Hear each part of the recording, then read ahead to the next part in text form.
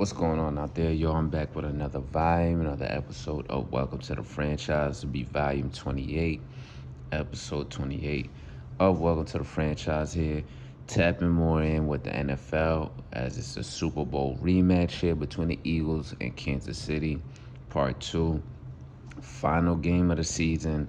We're coming off a full week of a lot of things going on in the sports world. The NFL Honors Awards and Player of the Year Awards just came out. I want to get into that a little bit later. But for right now, with this video, I just want to tap into the big game. Already spoke a little bit about the preview on this rematch game between the Eagles and Kansas City. A little bit about what both teams probably should do or need to do to win the game. Talked about a couple players and a couple videos that may be key and important to this game, but I just want to tap into what it's going to take for either team. And I think that looking at previous Super Bowls, the teams that I've seen win in the Super Bowl and everything like that, what it takes for them to really pull off a big win to, take the trophy home. So with that being said, let me get right into it. And I'm hearing a lot of people saying some things about, what the Chiefs need to do, what the Eagles are going to do, and whoever has the big plays is going to win. Whoever wins the turnover battle is going to win and everything and all of that stuff, right?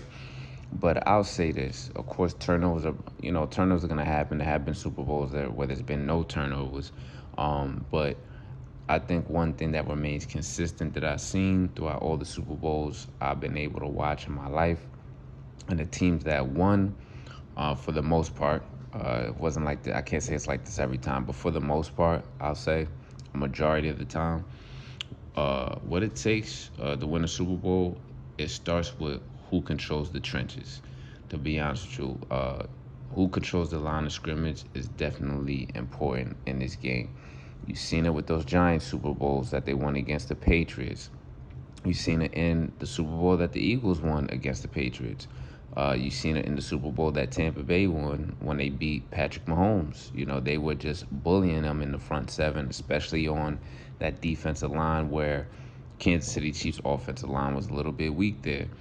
And I could go on and on with a bunch of Super Bowls and teams, but I think mostly if your defensive line or offensive line is really, really tough, then more than likely you're going to come out as the champion. And the Eagles have that on both sides. The Chiefs do have a really good front line and a front seven as well. The offensive line is good. They're dealing with a little bit of injuries up there, a little bit of shuffling around. They are good. I don't know if they're better than the Eagles.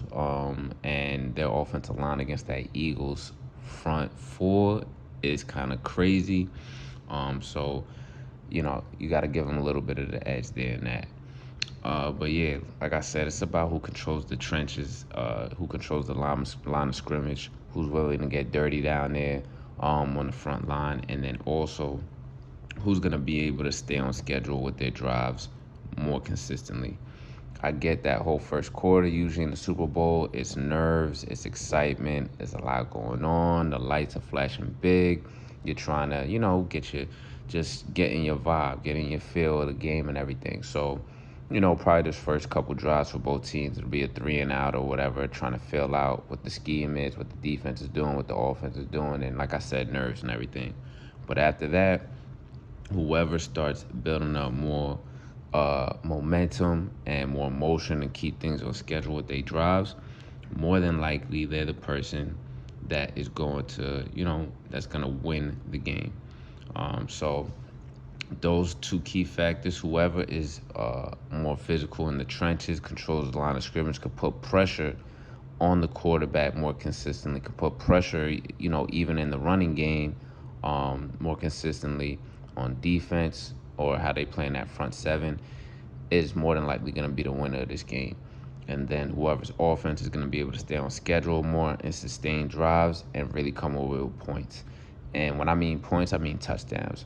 Field goals, yes. If you have a chance to take the points, you go ahead and take them.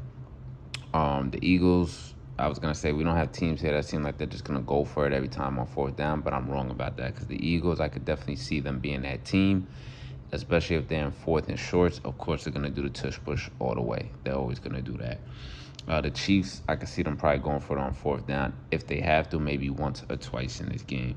But yeah, it's about who can stay on schedule. Also, a big thing if it does happen in a game like this, also who can overcome the turnover battle. If you could overcome the turnover battle, maybe you have a fumble or an interception early in the game, or even in the third quarter of the game, and you could overcome that. You know what I'm saying? Go through a little bit of adversity and overcome that. You know, you have a chance to come out on top as a champion.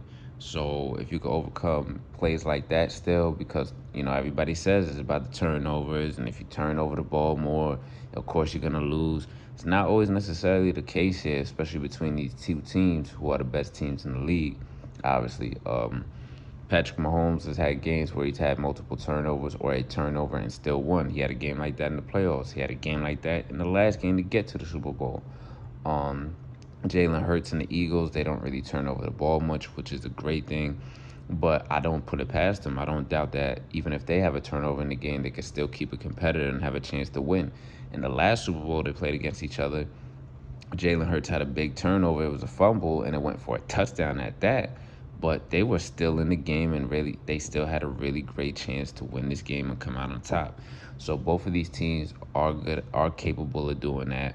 But yeah, you gotta, of course, take care of the ball. But if you're able to overcome turnovers, if you do have a slight miscue and a fumble, or maybe an interception, a drop pass that goes into someone else's hands, you got to be able to go next play, next drive, next quarter, and overcome that, and you could come out on top and be a championship team. Yeah, so with that, I think those are the keys to winning a big game like this. Whoever could be the most physical and dangerous up front on defense, like I was saying a little bit before, meaning you're going to be able to get the pressures, not just off the edge on the quarterbacks, but inside the pocket as well. Those two defensive tackles, if you're putting pressure on the quarterback inside the pocket, not just coming off the edge, just making it uncomfortable for him, making it tough for his throws, and then if you are able to make it uncomfortable for them on the edge, because both of these quarterbacks are mobile and they understand how big this game is. They're not going to go down easy unless they really have to. So even if you get them outside, on the edges and everything like that, make it difficult for them, make them throw the ball away, or make them make a tough throw or a bad pass. So yeah, who could be more dangerous up front then, more physical, also stopping the run and cutting down the big plays, meaning, and I get it in this day and age, in this era of how the game is played and everything like that, how wide open it is. It's going to sound a little crazy what I'm about to say, but in the Super Bowl, I feel like everybody plays tight, especially for the first at least 3 quarters, or 2 quarters and a half, and then you see a little bit in the third quarter because fatigue and a little bit of nerves later on now, because now they understand time's running out. You kind of see some big play spring, or it goes in the opposite. Sometimes the big play there isn't a big play until the whole second quarter, and it starts going crazy, and then later on they tighten up. But what I was about to say is cutting down big plays, which means if you're on defense and you can keep the plays to 6 yards and below play to play, or keep the big plays down to just 10 yards, not no 20 yards, 25 yards, 60 yards, none of those, but the biggest plays, like, okay, they got that first down for 10 or 12 yards, whatever. If you could keep it between there and below, as far as the big plays, you have a chance to kind of manage the game, the defensive scheme-wise, and not let up a big play, not have any points, or just let them drive the ball on you all day. Especially if you're able to keep some running plays or some passing plays with good tackling, 6 yards and below, because that means you could force them into a 3rd and 4 where you could play tight. You don't have a team like the Eagles in a tush-push situation, or you could force them in the 3rd and 6, or if you keep it below 6 yards, 3rd and 5, 3rd and 8 maybe, or even if you're really playing great on those first 2 drives, 3rd and 10, and force them into a pass where you could bring some pressure, you could change up coverages and all that, because you're gonna have to deal with that with a quarterback like Pat Mahomes. So whoever also can cut down those kind of big play opportunities and everything like that, should be able to come out on top for, winning this game. Um, and I know, like I said, it's a little bit unrealistic, or it's going to be really tough for how the game is played these days, especially with both these quarterbacks. But it's the Super Bowl. All the coordinators, all the players, the head coaches, everyone is going to come with their A game, their best game that they're going to play of their fucking life in this game. So, they're going to be tightened up, focused, and super locked in.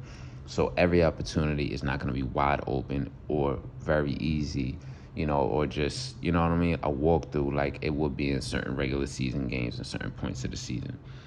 So we'll see about that. Um, yeah, like I said, both of these teams, they're the best teams in the league.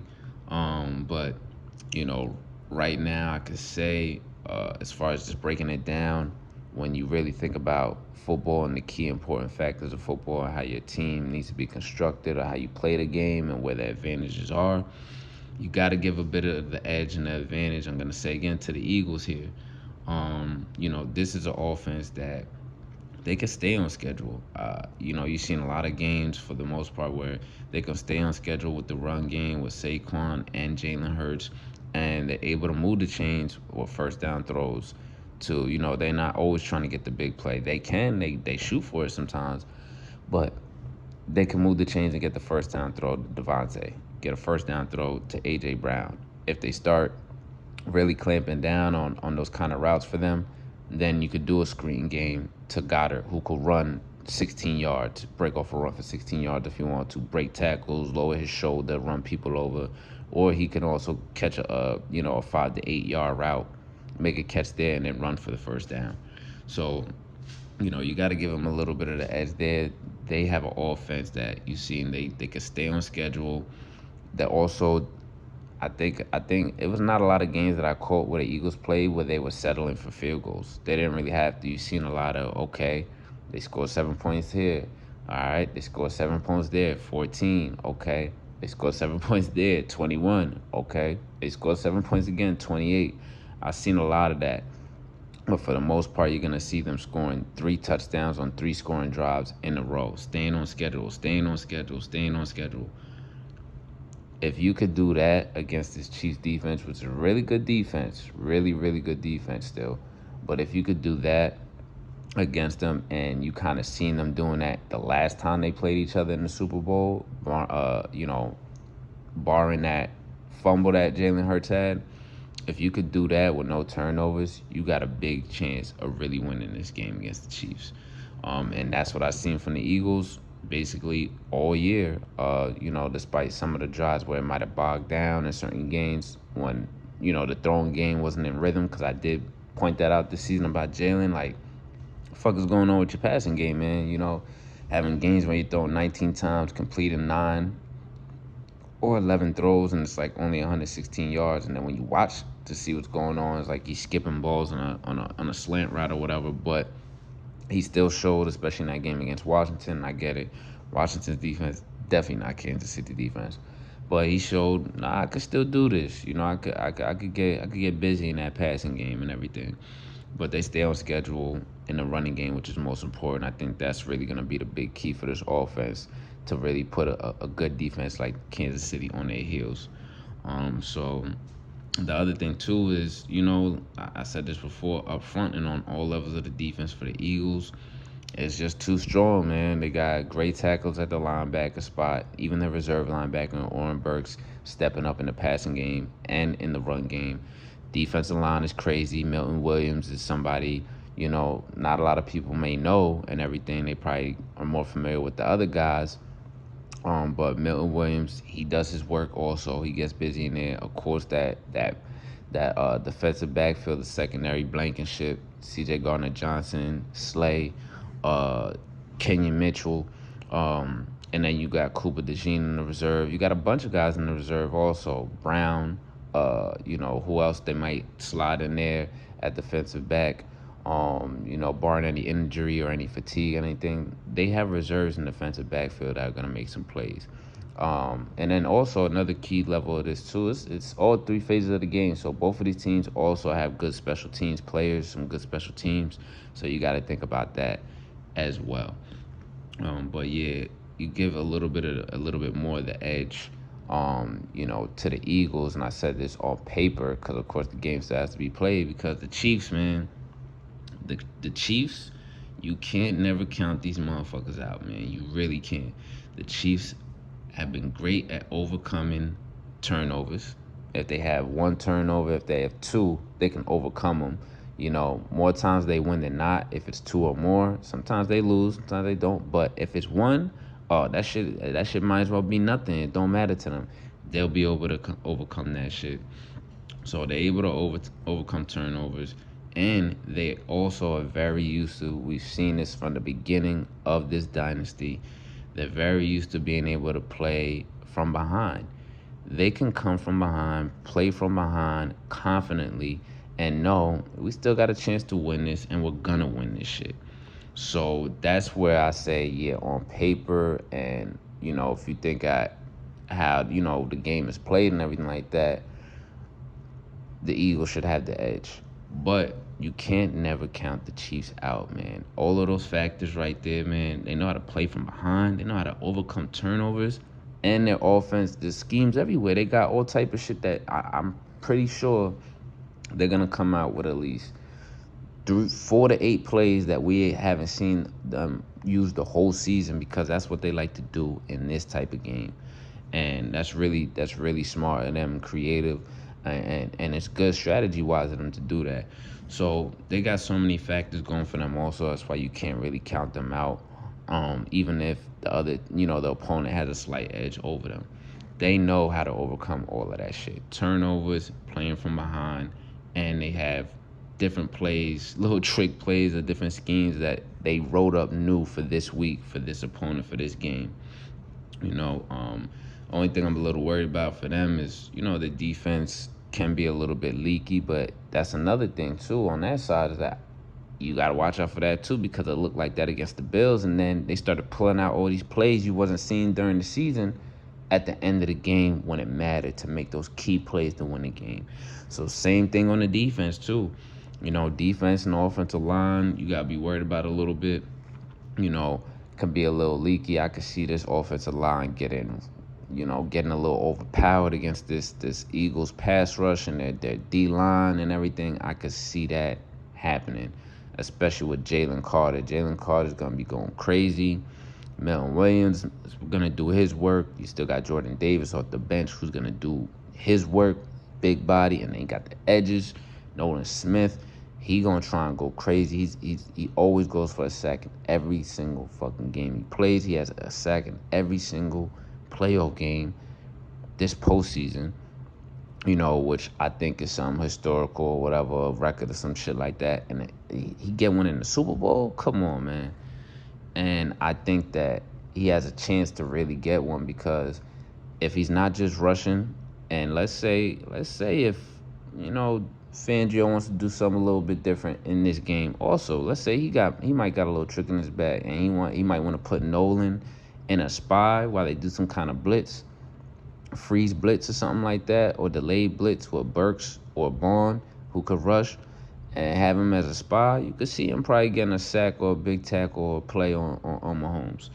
So that offensive line, they got a lot on their hands as far as the Chiefs in this game. So I'm worried about them being a little bit overpowered throughout the whole game.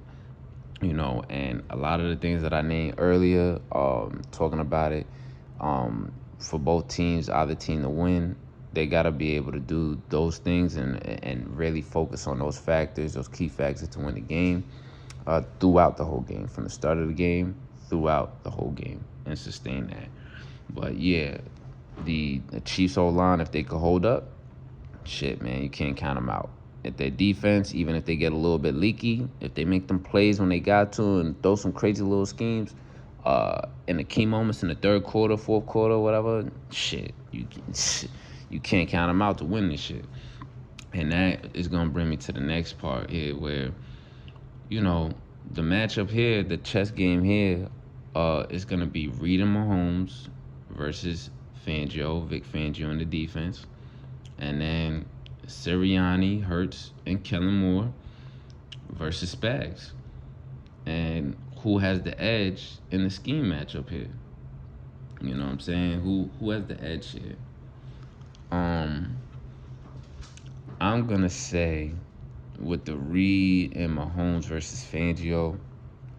Um, as far as on paper and how it seems, I'm gonna say, of course, with their track record and their history, Reed and Mahomes, they got the edge here on paper, and because of their track record and their history, you know what I mean? Especially in this game as well. And I already spoke about it right quick about them, you know, having probably secret plays or different little schemes that they went over probably we never seen throughout the season, or, you know, few of them plays we never seen throughout the season, or a different variation of a play they use in the system, in the season, in a whole different way.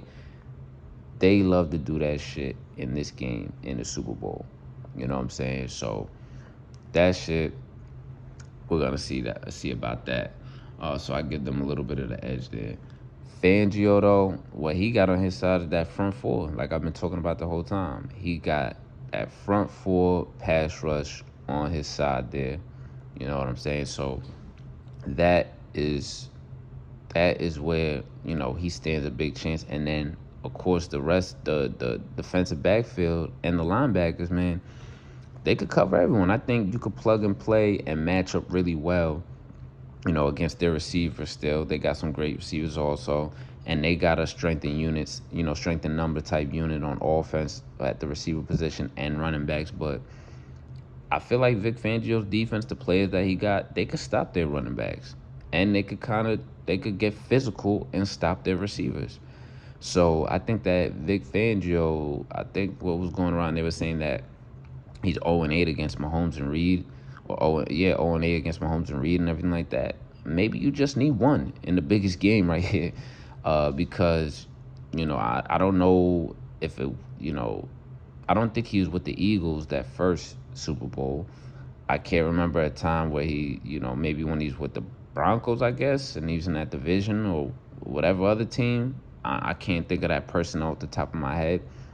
But this personnel that he got with these players and the scheme that you know, he likes to run and everything like that against Mahomes and Reed, he could win this shit. He can win this shit. So I'll say on paper, as far as their history and everything like that, you gotta get the edge to Reed and Mahomes. But I am gonna say that with this personnel, with this roster, with the way these players on defense for the Eagles have been going crazy the whole playoffs, he can win this shit. He can. It's possible. Just because he has not doesn't mean he's not able to. That he cannot, you know. Sirianni, Hurts, and Kellen Moore versus SPAGS. All right. Today, today, I'm gonna give the edge to Hurts, Sirianni, and Kellen Moore in this one right now, because I just got a feeling that Sirianni had a talk with Hurts this week and was like, "Yo, I don't give a fuck. We opening it up. We getting in your bag. This shit. This is you. You earned this shit. All the shit you went through at Bama. You had to go to Oklahoma. Whatever, you played this nigga already in the Super Bowl and lost and everything like that. You still had a, you know, pretty good game, whatever. Pretty nice little game and shit. Niggas think you can't throw. Niggas think they can't really be in motion in the offense if you're not running or Saquon's not running. Nah, we about to open it up for you." I feel like Sirianni already had a talk with him and got in and pumped him up.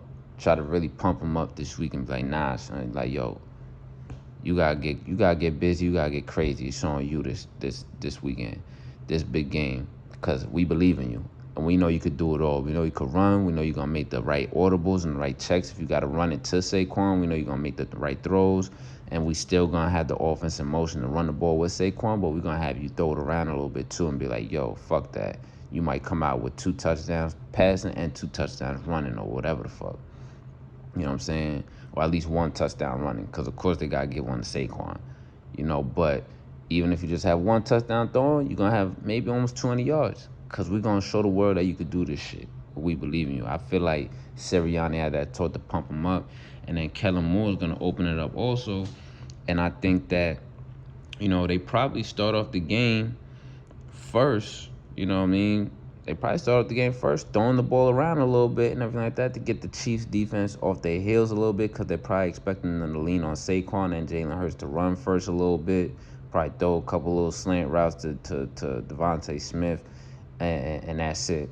But they probably started off early, open it up. Like, no, we're going to throw the ball the first 2 quarters around and let them know. So we open it up now, get them on their heels, and we can open up big lanes now for Saquon. And we're going to get Saquon, excuse me, we're going to get Saquon involved in the passing game too. You know what I mean? And so that they're like, oh, they not running the ball. But then that might open up the run, and you know what I'm saying, in the whole second half, and then you start just going crazy on them and running and running and running. I mean, yeah, you're still going to mix in the run in the first 2 quarters while you're passing the ball, of course. I think the Eagles, they have all the components with the offensive line, the running back, the receivers, the quarterback. They have all the components to run a balanced offense. It's just they're a run-based team. I mean, you got a quarterback like that, and you got Saquon, of course you're going to be run-based. But you got them receivers also. And your quarterback is capable of throwing the ball, and you're playing in a dome. It's no elements and all that crazy shit and stuff, you know. And you can, you know, this is a really good defense, but you can make some plays on this defense if you really like that at quarterback. And, you know, I think that Sirianni pumped him up, and Kellen Moore is going to believe in him and be like, yo, we're going to open this shit up. This is on the biggest stage. We about to show the world. We're going to throw it around a little bit at first, get some plays, stay on schedule, mix it in with a little bit of run, and then we're going to keep throwing too, so we open up the running game even bigger in the second half and go crazy, seal this shit, and put the, you know what I'm saying, put the foot on the Tiger neck. So I could see that. So I'll give the edge right now, the advantage to Sirianni, Hurts, and Kellen Moore, just because of that aspect right there. Normally, I'm not going to lie, of course, with knowing how the game is played, you know, in football, and then, you know, SPAGS, I seen him do it many times, multiple times, man, with the Chiefs and with the Giants. You know, the edge should go to SPAGS because he's got all these crazy schemes. You know what I'm saying? Their front 7 is also legit. You got Karlaftis up there. He's going to do his work. Of course, Chris Jones is going to be wrecking. He's going to have 2 tackles for loss if you don't have a sack. If you don't have a sack, he's definitely going to have 2 tackles for loss, because he knows his assignment. I got to fuck up Saquon. I got to get back there. I got to fuck up the line so whoever else can come through and tackle Saquon. Because, you know, their front 7 is, you got Wharton, Jones, you got Karlaftis, you got Mike Danna. They do their work. You still got Omenihu in the cut in the reserve, who's going to come in and try and mix some shit up. Bolton is going to stay active. You got Leo Chenal, who's in the cut also. You got Tranquil in the cut. Those niggas stay active. They could chase down a little bit. They better stay on their P's and Q's, be ready to chase down and try and get to Saquon in pursuit and get to Hurts in pursuit. You know, and I can see Bolton playing a little bit of spy, blitzing a little bit sometimes. You know, Justin Reed is going to be blitzing. He might fuck around and do fake blitzes and drop back in a pass and everything. Like, watch out for Goddard, or, you know, or just be coming in the box, keying in on Saquon also. So that Chiefs defense is going to be really, you know what I mean? It's going to be something to, yo, everybody you gotta look out for also. You know, but I think that, you know, if Kellen Moore and Hurts come out on some different type of vibe, a different type of way to get the offense in motion, to catch the Kansas City off their heels, so that they're like, yo, let's not do what they expect us to do, then they got a chance. But, you know, if SPAGS getting his bag again, which I've seen it time and time again, then it might be a problem. So that's going to lead me to, you know, what scheme, you know, lastly at this part, what scheme I think both of these teams probably need to play offensively and defensively. As I kind of just went into that a little bit, like I said, with the Eagles, I think offensively, they should start off with opening it up, passing it around to open up the run game for some big plays, because Kansas City is expecting them to do that. On defense for the Eagles, look, man, keep bringing a 4-man rush. You don't got to blitz. Excuse me. You don't have to blitz. Keep playing whatever zone that you play and everything like that. Alternate with Blankenship and C.J. Gardner-Johnson on who's going to be the robber and who's going to be single high. So it kind of at least has a little bit of a chance to confuse Mahomes. And do the same thing with DeJean too. Line up DeJean at safety sometimes, line up at slot sometimes. You know what I mean? And have him maybe come off the edge sometimes. And then when it start really getting tight and getting thick, like in the third quarter or late in the third quarter, especially the fourth quarter, yo, man up everybody. Plug everybody up on a matchup. Yo, you put Kenyon Mitchell on Worthy. You put Slay on, let me see, you put Slay on either Hopkins or Brown, and you put DeJean on either Hopkins or Brown. You know what I'm saying? And then you have Oren Burks who could cover also. You know what I'm saying? You put him, or you put Gardner Johnson on Kelsey. You feel me?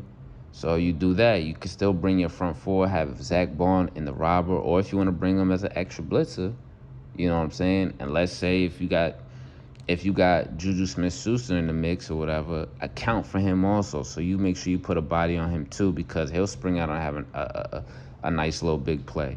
And at this point, the way that he kind of moves, he's kind of like a little bit faster tight end for their offense right now.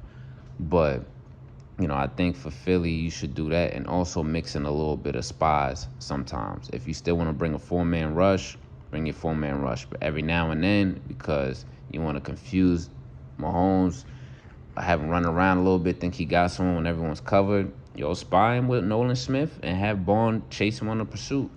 Because we seen a little bit of something like that with when they played the Bucks in the Super Bowl. Mahomes, with those two linebackers, you had Levante David. You had Levante David. What's my man name? From LSU. He on the Texans now. But y'all might know who I'm talking about. I feel like his last name is Devin White. They was blitzing Devin White a lot and doing spy on him a lot, and they was covering, they was hitting the tight end, they was hitting Kelsey and all that. They was chipping the receivers off the line. And they had a hard time all day on top of the offensive line being weak. It's not as weak as it was in that game, but you know, it probably might be a little leaky against the defensive line. So you do that kind of scheme on defense, switch it up on them, some cover 3, some cover 1, some cover 3, some whatever, sky robbers, this, that, whatever, some spy blitz, or you know what I mean? You might fuck Mahomes up, fuck his head up in the game there. As far as for the Chiefs, though, I'll say this on defense. What they need to do. Keep rotating them defensive tackles. Of course, move Chris Jones all across the line like you've been doing in these big games. Do that every Super Bowl, and it's effective. It works. And have him just be a fucking game record. And I remember, I think it was the Super Bowl last year. It seemed like for the whole game, they were asking him, they were like, I don't need you to get a sack right now. Just be a game record, fuck up the run game, get in the quarterback's face, and it's all right. In the fourth quarter, when we need you, dang, yo, let's go. Load up and pull that trigger. Now I need you to get them sacks. I think if they stick with that game plan with him, moving all across the line with Chris Jones, it's good. Rotate them other defensive tackles so you can stop that run. You know what I'm saying? Keep Karlaftis on a contain in case Jalen Hurts wants to get outside the pocket on a pass play, make him make a dumb throw or a tough throw or something like that. Definitely have Justin Reed switching his game up a little bit. You know, blitzing to contain Saquon, but looking like he's blitzing, dropping back in coverage. Keep an eye on Goddard or being the robber. You know, definitely McDuffie, I think you should move him around a little bit also. Put him in because he could play in the slot sometimes also. He could blitz off the slot. He blitz off the corner, and he can cover, and he can tackle, because you got to contain Saquon and Jalen Hurts. But, you know, really, outside of the tight end and the two receivers, who you really scared of? Jahan Dotson? I mean, he might have a catch or two in this game, but I'll be able to live with that. Like, all right, I could live with that. But don't let the world beaters on their team keep beating you consistently or beat you for a big play. So them linebackers, Bolton and Chenal and Tranquil, yo, be gap sound. You know what I'm saying? be gap sound in those rushing lanes and everything like that in between the tackles, because they're gonna want, that's where they want Saquon to hit the big one. And Bolton is very active, really got good instincts, agile, quick, fast, and everything like that. He's capable of being able to take on that assignment. But he's also going to have to watch out for the running backs in coverage, like Gainwell and Barkley. Maybe keep his eye on Goddard as well. And as far as the rest of the defensive backs, man, Cook and them safeties, whoever's going to be back there, if you have a chance to get an interception or get your hand on that ball, you have to get the turnover. And other than that, big body on big body, and I definitely think he's capable of it. Really good player. Julian Watson got a matchup with A.J. Brown for about 85% to 90% of the game. Got to.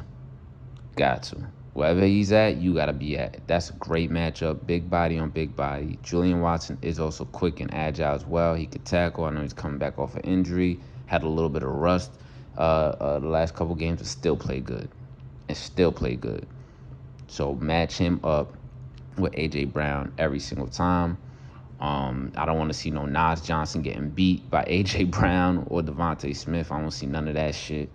You feel me? And, just move McDuffie around a little bit. Also, Justin Reed, kind of change up your pitch here and there. Fake a blitz, fake a coverage, then blitz. Fake a blitz, then coverage. Fake a blitz, then, cover the tight end or contain Saquon, whatever. So I think that's what they have to do. And then defensive tackles, Deshaun Wharton, whoever else they got in the reserves at defensive tackle, Pennell, they better come ready to stuff up them A gaps and them running lanes, and especially if they get in that tush push situation, they better beef up in there. But the main thing is cut those plays down if you can, as much as you can, so you keep them out of those tush push situations. That is their main key. Keep them out of that tush push shit. Make Saquon average only about 3 to 4 yards per clip. I know that's gonna be hard and be crazy as hell. And you better win. You have to win second down. You better win second down. You better have a tackle for a loss or just be a 1 or 2 yard gain, so that could at least be 3rd and 4. You ain't tush pushing your way for 4 fucking yards, yo. And if you want to run the ball, fine, run it to Saquon. But you better get a tackle for a loss. Otherwise, it's going to be 4th and 1, and they're going to tush push their ass and keep going on schedule. Now, offense, I say this for KC, man. And I don't really have to say this for them because I know that's what they're going to do. They're going to use all of their weapons, or they should. They better use all their weapons, even that little motherfucker, number 81, Romilio, whatever his name is. Use him in the running game also because, I'm sorry, but Hunt and Pacheco, they good, and Pacheco still looks rusty as well, come back from injury. But they ain't got that pop and that juice that you're going to need to kind of, you know what I'm saying, gain motion and slip away and finesse out in between the tackles against getting space. So you better use Romilio and Worthy in the running game, and not just on the jet motion from Romilio. If you got to line them up in the backfield also with Mahomes, or do a little option or triple option or RPO type shit with him, do that shit. Because I know that Hunt and Pacheco, they're going to get their tough yards. They're going to get their 3 yards here and there when they need the first down, and when they need it, just to be like, all right, we're in 2nd and 7 or in 2nd and 6. All right, let's see what we could do on this little short passing play, get yards after the catch, or this passing play for 10 yards or whatever. But it's not going to be consistent like that all the time.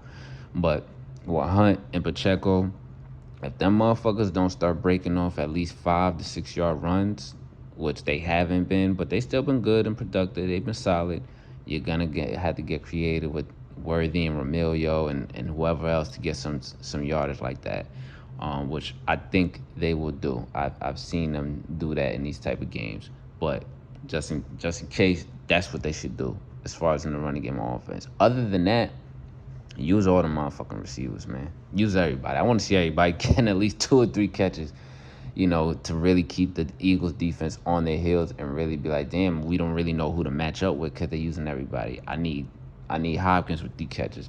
I need Brown with 3 catches. I need Worthy with 3 catches. I need Noah Gray, Julian Watson with 3 catches.